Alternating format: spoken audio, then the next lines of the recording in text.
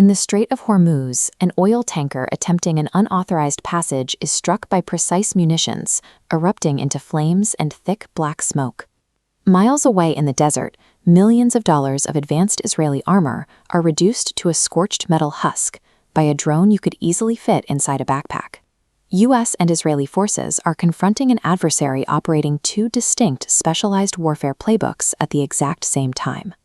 To understand why the current escalation is so difficult to contain, we have to look at the tactical divergence between the actors involved: Iran's heavy-handed geopolitical chokeholds and Hezbollah's hyper-lethal micro-level drone strikes.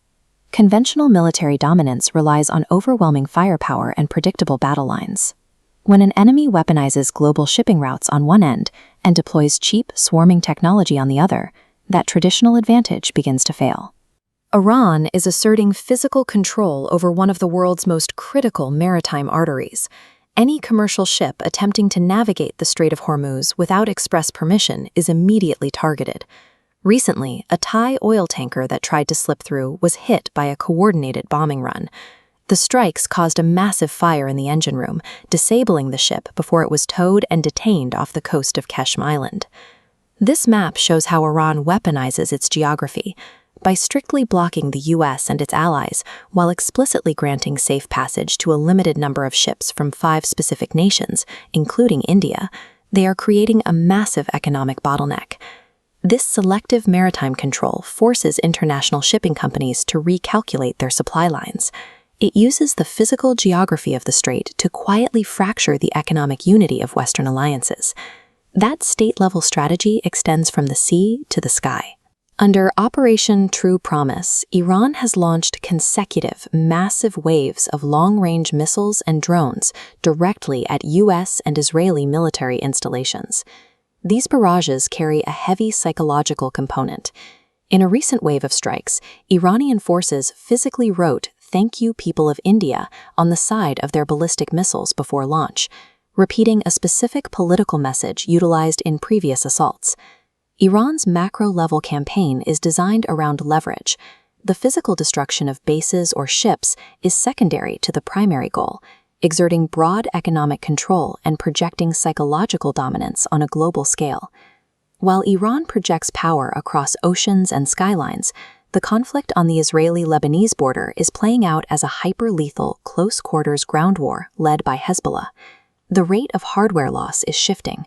Hezbollah claims to have destroyed 21 heavily armored Israeli tanks within a single 24-hour period. The catalyst for these losses is a sharp shift in tactics.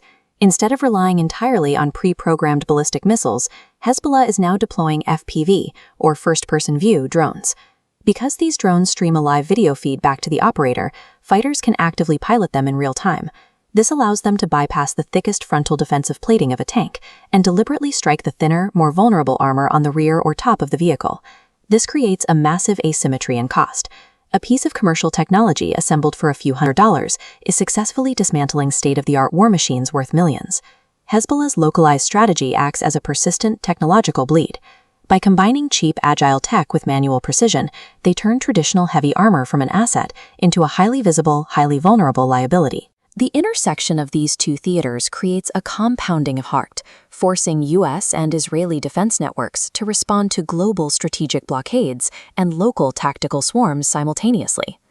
At the macro level, the United States is forced to burn through massive amounts of resources and political capital just attempting to break a physical maritime blockade in the Strait of Hormuz.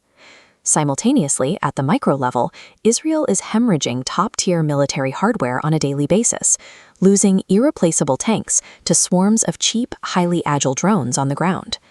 This chart shows exactly where the pressure mounts.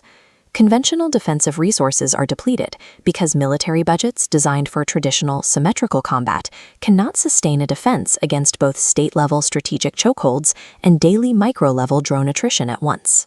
The combination of Iran's geographical strangleholds and Hezbollah's cheap, tactical drone warfare exposes a blind spot in modern defense strategy.